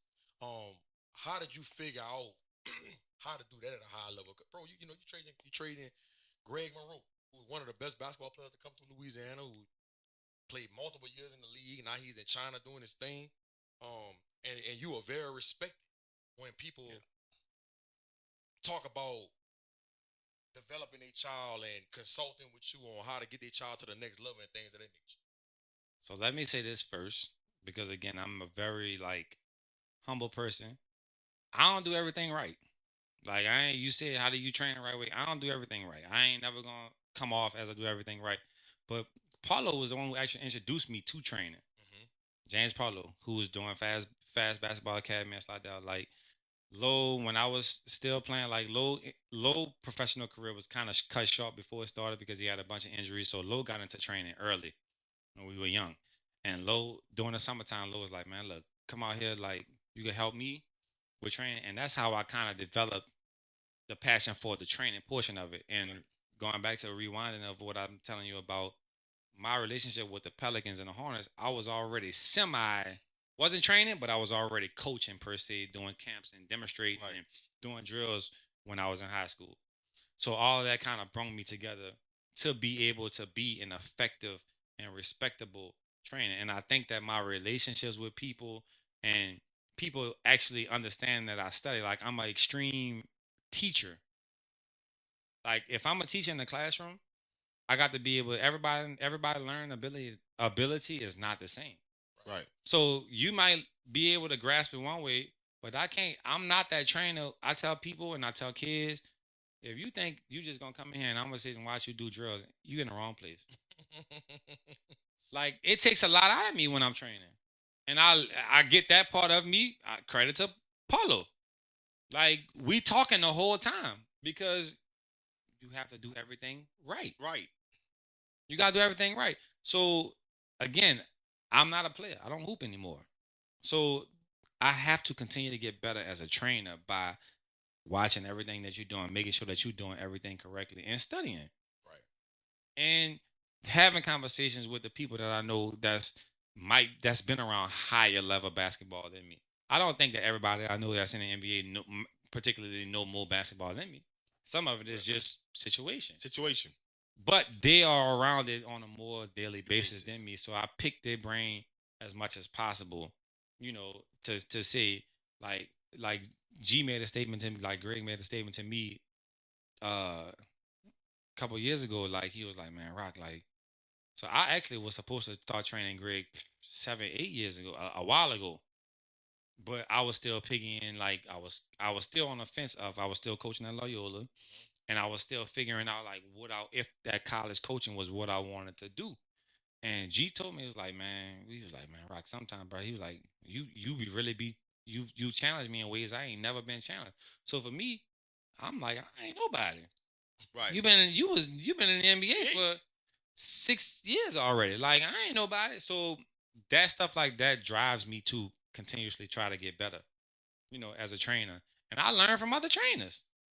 And that's why I say, like, man, I got respect. I got love for everybody who do training in the city. Like everybody is solid, And I tell parents, like, bro, when parents come to me trying to be on that, I'm like, look, hold up, leave that way. Don't come in here talking about another trainer and saying that's why you in here. No, we're not doing that. We're not doing that. Everybody got a different way of training. It's more than one way to It's skin a cat. It's more than one way to. It's more than one way to skin a cat. Just because you feel like, oh, I'm so much more detailed than him, that don't mean that he not better than me at doing this. I might be better than him at doing this, but he might be better than me at doing this. So I think that to answer the question directly, people, it's a relationship 1st. How I carry myself, how I talk to you, how I communicate with you. It's more than just the basketball part of it for me. So I think that makes it out that gives it more credibility when I'm having a conversation with a parent about this is what I think you need to do with your kid in order for them to be successful. Oh, put them in this school. Man, I get so many calls from my parents like, Brock, what you think about him going here? Or what you think about going here? Like, that's my drive. Like, I got a text earlier this summer from a little girl that I graduated that I used to train. I started training her in 7th grade. She went to a small school in Millsaps. She finished her Millsaps as like top 5 all 3-point. This is a girl who not good. Wasn't that good. But they were thankful for the type of person that I was, the type of positivity that I used to continuously pour into her. You know what I'm saying? Because again, man, dog, I tell kids, I use the basketball, how you approach life. This ain't about the basketball. No. You're gonna be successful if you can approach these training sessions every single day with how you approach your life, then you're gonna be You're successful. gonna be successful. It's just that simple. And I think that people understand what type of person I am.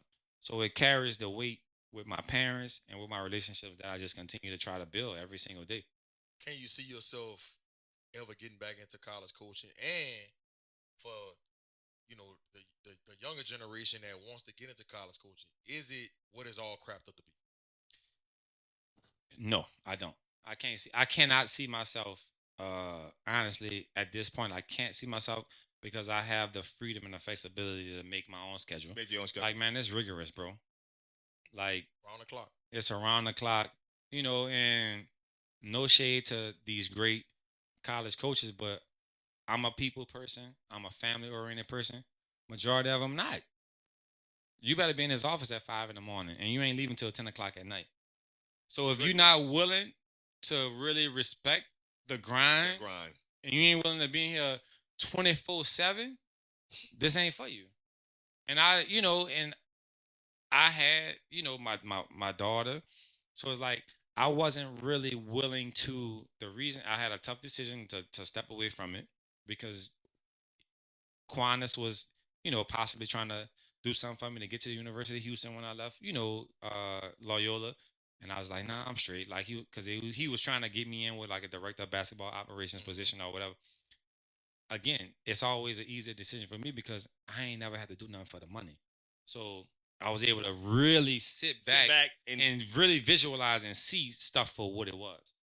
And you got to be willing to drop everything and move every year if possible. Like, you got to be willing to work for somebody who won't give a damn what you got going on at home. For real. Yep. It's not that's just calling a spade a spade. Yeah. And most kids don't know that. Yeah, you get paid money, but I got some partners who college coaches who making $200,000 a year who like, man, this ain't this. I hate this. They can't never find the time to settle down and find a family because how you gonna find a family when you always working? You off 2 months out of the year. The last week of July and the first week of August.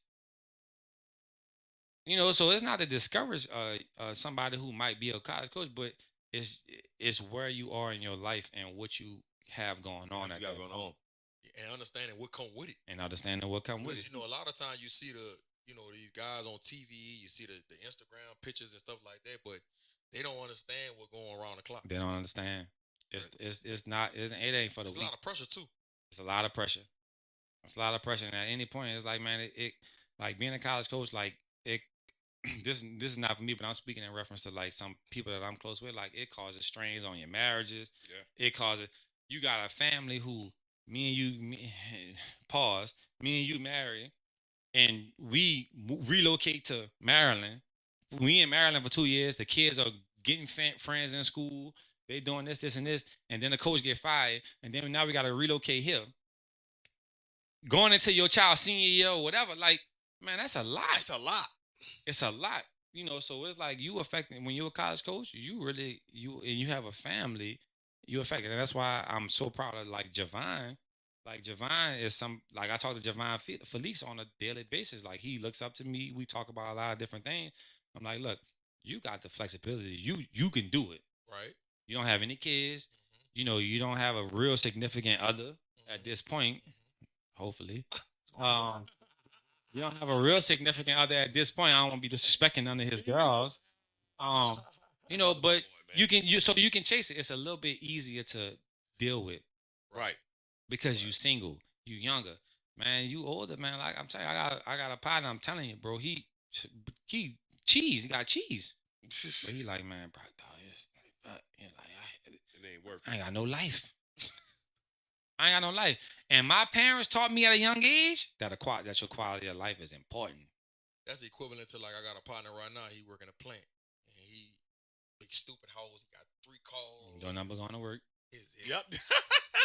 They take 2 really nice vacations a year.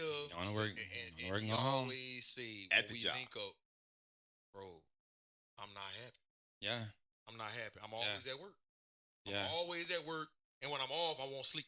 Yep. Yeah. That's true. Yep. And so I got a real appreciation for that perspective, bro. And like you say, man, it's not to discourage anybody. No. who wants to go that route. You just got to know what you're getting into. But everybody's path is different. Everybody's life is different. You know, some people are made to for that life. For that life. Mhm. Some people, I'm not. I'm not. I'm not. I'm not. That's the thing. With like, what's your motivation force? And see, and People are financially driven, so they don't care. Whatever get to the bag. the And for biggest. me, the other part of it too, for me, like I worked when I was at Loyola for 4 years. I worked for Coach Stacy Hollowell, who is a big time family person. Mm-hmm. So he didn't have, as long as you do what you need to do, you good. He didn't have those expectations for me to be in there at 5 in the morning. Yeah. So now in my mind, I can't go work for nobody else. I All because coaches ain't rocking like that. all coaches not rocking like that. So I'm not even about to sell myself short. Like life too short to be going to work just to go to work. I want to enjoy what I'm doing. I want to be passionate about what I'm getting Yep. up and being able to do every single day. Like, and I think that you gotta find your passion. That's why I'm thankful for my journey to be able to use the game of basketball to be able to, like, this is not, people ask me, like, and that's when you say in terms of coaching, like, I don't have to coach. I'm coaching every day. Like with my training, that's my, Your that's ability when to we do our little, when we do 2-on-2 or we do 4-on-4, whatever it may be, how many people I have in a session, that's my coaching right then and there. I don't need, so I don't have to get into Scratch college that. coach. Yeah, I'm kind of crossing out every T. And then you're doing AAU. We just started back doing the AAU thing. And that's Yeah, which is, oh Lord, we could have a whole nother podcast about that. Lord, that animal. Next time. man. For next time. But you know, I'm able to, like, I feel like I'm a kind of a psychiatrist with, man, basketball. For real. For like, real. I have so many relationships with kids that I train, like whether it's middle school, Mhm. like, man, look, call me. You got girl problems, call me. You got girl problems, call me. You need something, let me know. Like, I'm not gonna just give you, but if you need something, let me know. Like, I'm your big brother. Right. And I tell people, like, if I feel it's not on no genuine stuff, I'm not letting you in the gym with me. It's not about the dollar. I'm really not letting you in the gym with me. And that's why I keep the good energy Your around energy me. go around you. And that's why good things always happen for me, because I keep that good energy around me. Man, I got a real appreciation for that perspective, dog. Cause I remember when I was working for Frito Lay, bro, and I was making like between 75 and 80K a year, making good money, but I hated going to work. Hated it. Yeah. And now, you know, since I started my media company, bro, and now, you know, I done got off into coaching and mentoring kids and helping them through the recruiting process and stuff like that. I don't never feel like I'm working. I know, I'm kind of jealous now because this is fun. I could be here all night. I got a haircut appointment that I done missed and everything. Hot seat. No, this is like, but like you said, this is like, man, finding your lane, Your lane. and your passion, Lane. and something you enjoy to do. Like, man, that's Can't put a price on you it. can't put a price on it, dog. Price on it. You can't put a price on it. But before we get out of here, we gotta get it to Ryan Brock's favorite. Here we go. Favorite hooper all time, no matter what level.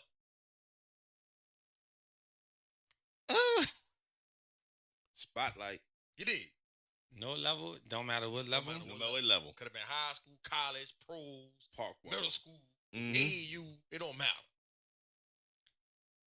Can I say favorite and like somebody that I feel like it was one of the Yep. best players I ever Yep. played against? Yep. All right, I'll start with one of the best players I feel like I ever played against. Was junior year. We played Sulphur in a semi. Ooh, You went to Texas Tech? yes. Man, Zeno was I played against Zeno in AAU. Listen, not flashy, lefty like me, but that was the one person in my 4-year career that almost beat us by himself. Like, I don't know if you can find footage on him. Y'all played him in the quarters? Semis. Semis. Corey hit 2 free throws to Yep. beat them in the semifinals. That dude was one of the best players I ever. He played for Bobby Knight. He played for Bobby Knight. He was one. Rest his soul. He was one of the best players I ever played with. I ever played against. My favorite player. This gotta be 1A and 1B, bro. I mean, this gotta be Bo and DJ because I was so up close and personal with Gotta both pay of them. homage. Mm-hmm. You know what I'm saying? Like I was so up close and personal with Bo. Like and me going to, like I remember my freshman summer at UNO before Katrina hit. Like going into like free play and stuff like that. I was a finisher like Bo, but Bo taught me different things on, look, timing, angles, like. So I learned a lot from him. You know what I'm saying? And but watching the process of how DJ carried himself as a basketball player and how he carried himself on and off the court and seeing how much people loved him because of what type of person he was. Like he's genuine, he's solid. No doubt. So it's got to be 1A and 1B. You know what I'm saying? But I gotta pick my dog Moose up there too. Now don't forget about the big Moose, Greg Monroe. Now, like he another one who like Mr. Helen Cox. People, he like a Kyle Lowry. You just don't appreciate what he do for the game. Mm-hmm. You're like, man, dog, if you go back and you watch, like, and as I've trained Greg, like, I always go back and watch different things, like, watch his games or watch highlights to kind of figure out what we need to work on. Like, what I typically do with him is, like, if whatever team he's signing with, I'll go watch video of that team to kind of try and figure out what his niche could be. What he's gonna what spots he gonna be catching the ball or whatever. So that goes back to me like I'm always trying to learn as a trainer. I can't just say let's do this. Like I gotta give him an advantage of where he gonna be.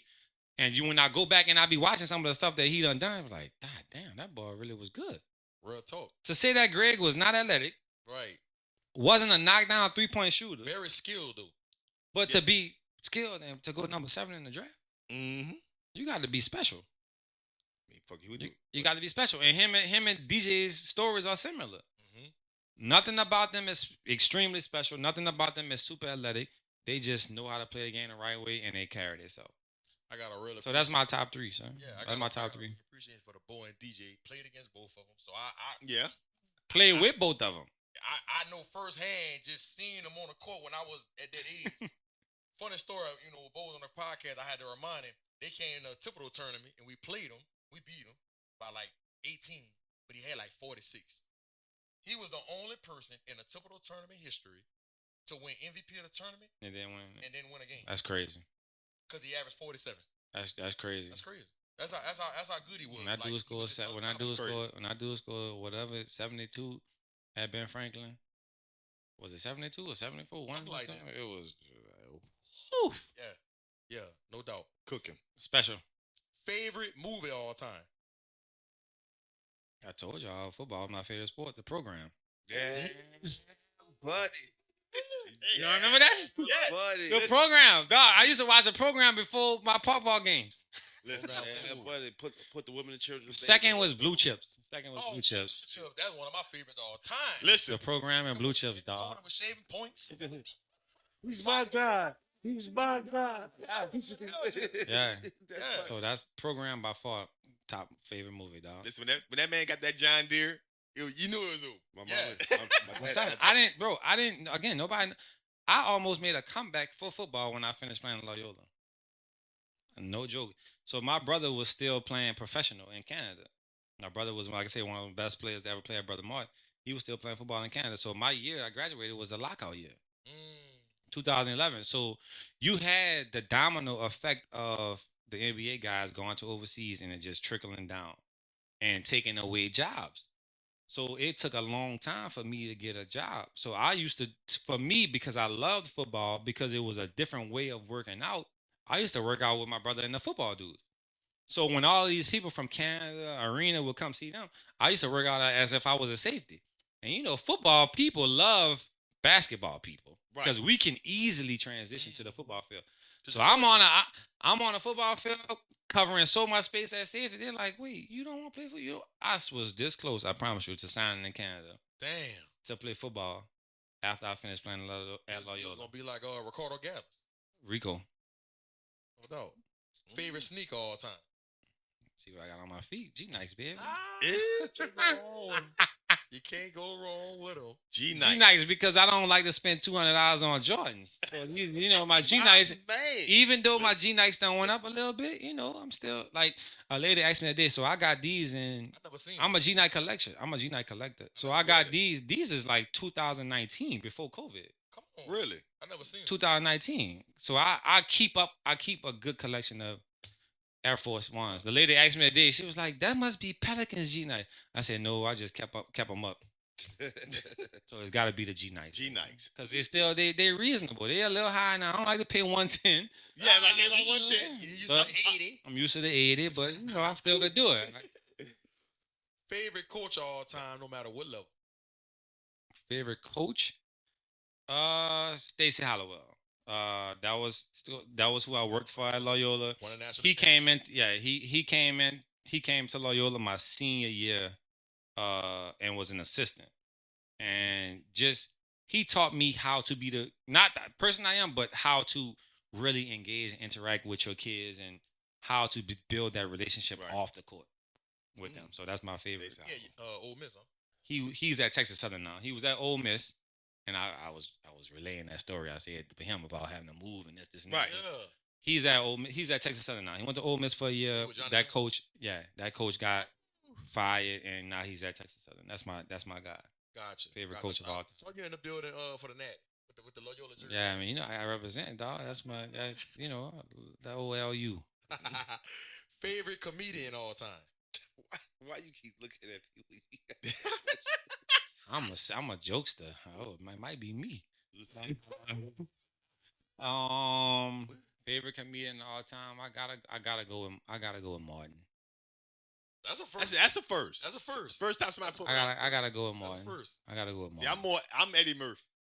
Ooh, yeah, Eddie is. I love Eddie. Eddie's like that to me. That if you started doing like trying to get into comedy in the '90s, yeah. trying Eddie to take is. it off, You right. everybody modeled Eddie Murphy. You Not right. Bernie. That's my dog. Bernie that fool too. Can't go wrong with You Bernie. can't go wrong with I- Bernie. That's why I say like I mean I it's ain't never say you hated on Bernie. Yeah, I ain't never say you hated on I like what I like. True. I like what I like. I'm a Dave Chappelle and Chris Tucker fan. Can't go wrong. You can't go wrong with man. Y'all dropping gems. Yeah. Like you can't go wrong. Like we talk about. It's like with basketball. Like Mhm. if you go back a little bit, you can't go wrong with any name you name. No doubt. So it's just like with comedians, you can't go wrong. No doubt. But y'all giving me some Netflix ideas tonight. Favorite place to visit. Favorite place to visit? Ooh, I done been everywhere. I done been a lot of places. Me too. Is this rated R or PG? My favorite family destination is Orlando. Oh, Favorite family destination. Family destination. But if I'm with my boys and we trying to we having fun, we going to Vegas, babe. We going to you want Vegas. to see out the country somewhere, Yeah. man. No, man, I ain't gonna tell you what happened out the country. Let's talk about that off the air. Oh, man, somebody might be watching. So that's what you did in Tulum. We ain't going to Tulum. We ain't going to Tulum. I ain't go. Yeah, break man, I ain't it, gonna go into that. No. Boy, y'all wild boy. But now so my mom, like I said, we went a lot. We traveled a lot every year. Like we went out, she made it a point to we took 2 vacations a year. So I've been a lot. Like Hawaii, New York, Cali, Yeah. Arizona, like all over the globe growing up. So snowing, like, you know, we did a lot. So as an adult, it's like I've been in a lot of I've places. been to a lot of places. It's like, you know, where can I go to get a little relaxed? Like as an adult, I think anywhere where they got some water at, I'm good. St. Well, Martin is the best place. Anywhere they got some water at, because sometimes you need to not have service. Right. You know, you need to not have service to disconnect from people a little bit. And I'm bad at it. I'm bad at disconnecting from the world sometimes. Because again, it goes back to the statement I made of I'm always worried about the impression that I give you. So if you call me, I feel like I have to answer. And that's bad sometimes. Sometimes. Yeah, Sometimes that's bad. Because you're not leaving Like, bro, what's there or there. like I have so many moments where I be wanting to get in my truck and go home from the gym, and I'll be wanting to just chill, but I gotta call somebody back who done called me while I was in the gym training. Like I've been wanting to put sound in my truck for months. But I'd be like, it don't make no sense because I'm on the phone when I'm in the truck. Right. You know, so it's taking a little ride. when you're taking a little ride, you know, so it's hard. It's hard. It's hard trying to balance being genuine and trying to be there for people and trying to put your mental peace at the forefront. Boy, say Vegas. Woo. Can't go wrong with Vegas. Whenever y'all want to come, I got all the hookups, baby. Just let me know. Don't threaten me with a good time. Please don't. Last but not least, if Ryan Brock wasn't involved in basketball training, doing AU, what would you be doing with your life? Probably if it would be football, I would think. But I'll answer the question outside of sports. It would probably be doing mentoring and teaching. So you'll be in a school system. Yeah, no doubt. Administration. No doubt. I see you in leadership. Yeah, no doubt. So I had a little short stint in the school system. I had a short stint in the school system, and I enjoyed it. But because again, it just naturally comes to me to be able to want to give, you know, and mentor and talk and coach, and just give my life experiences to others and let them know that. Again, I don't carry a story like I had it rough and I made it. No, I ain't have it rough at all. But I know what it is to have it rough because I had people next to me who have it rough. Right. You know what I'm saying? But I think that it definitely probably would be like a solidified some longevity in the school system. No doubt. Teaching kids. Man, I had a real appreciation for this podcast, man. I say this all This the probably time. was the longest y'all had in a month. I think you're right. Hey, but look, like I say all the time, man. You know, we like to entertain, but we also like to educate and inform. And I know that people that's gonna watch this podcast, they're gonna be able to take a lot from it because you're so respected and things that you've accomplished in your life. Not on a basketball court, but in you know what relationships you've built and things of that nature, man. I appreciate you for taking the time out your busy schedule, man, to come on the FanView podcast. Definitely got to get you back on the nephew. For sure, whenever. Like I told you, I'm gonna just start coming and sitting in here when y'all got somebody, and just so I could be in the back. Like, yeah, that's a good point. That's a good point. This is definitely, like I said, man. I told you when you first hit me up, like I'm all about talking because I'm not a person I ain't on the forefront. I don't need no spotlight, but I'm all about talking with people about what it can help and what can impact. Mm-hmm. You know what I'm saying? And from the time that you hit me, I watched a bunch of y'all shows. I'm like, yeah, this is what I told y'all. I'm like, this is some good shows. I like the content. Like people get podcasts just to have podcasts. Yeah, right. Exactly. It's just surface level content. It's surface level information. It's a bunch of trying to get a bunch of views. And if it's, obviously everybody wants to entertain in some capacity. And there's nothing wrong with that. However, what did you get out of it? What did you get out of it? Nothing. It was like, okay, you just did it for clickbait or did it for That's whatever. it. No one was able to get nothing from what was going on. Nothing. And if you're able if one person watched this and we able to inspire and we able to impact, real though, that's we did what we were supposed to do. We did what you're supposed to do. Did what you're supposed to do. I told my boy Norman, I said, man, I got Brock coming on the podcast. He said, what? He said, man, as soon as it drops, send it to my phone. Man, I don't need you to send it to my phone because I'm subscribed already. As soon as it hit my phone, I'm going to watch. That's my boy, yeah. Yeah. He told me how you did him in Dallas. Oh. And that's the show? That show, baby. His face said it all. Look, that's the show, guys. Look, everybody listen. Get subscribed. FanView Podcast. If you're on YouTube, FanView Podcast. If you're on IG, FanView Podcast. If you're on Facebook, FanView Podcast. If you're on TikTok, it's still FanView Nola. If you're on X now, man, listen, get subscribed, get locked in. Don't forget to follow us if you're on Apple Podcasts, Google Podcasts, Spotify, man. Listen, the FanView Podcast is everywhere. Everywhere you can listen to podcasts, get locked in, get subscribed. We always uploading clips and edits from each and previous episode. Man, we almost near 50 episodes of the FanView Podcast, baby. Yeah. Almost near 50.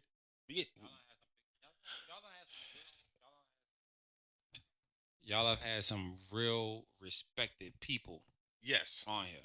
And I'm not talking about me, just when you go through the list, you go through the list. There's people that's really respected. Mm-hmm. You know what I'm saying? Who people gonna actually when they got time, they gonna sit around and they gonna listen. Yeah, That's yeah. it. And that's what it's about, bro. So No. kudos to what y'all doing. And if there's anything I could ever do to help, don't hesitate to hit me. Appreciate you coming on.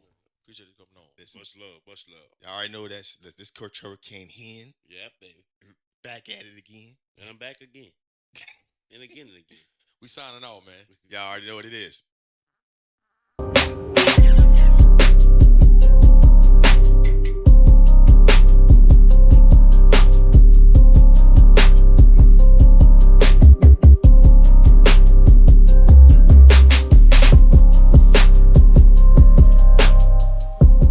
It's that boy Fred, host of FanView podcast. Tune into the NOTN app, weekdays, 3:30 for the FanView podcast. Go to NewOrleansTalkNetwork.com to watch more episodes of FanView podcast. Don't forget to like, subscribe, and watch. Step Construction is here for you with a brand new offer. We now provide affordable storage sheds. Stop wasting your money on overpriced storage units and portable containers. Step Construction can provide you with a custom shed that will fit your budget and storage needs. So contact Step Construction today at 504-340-5809 for your own personal quote. Let us help you take the next step at Step Construction.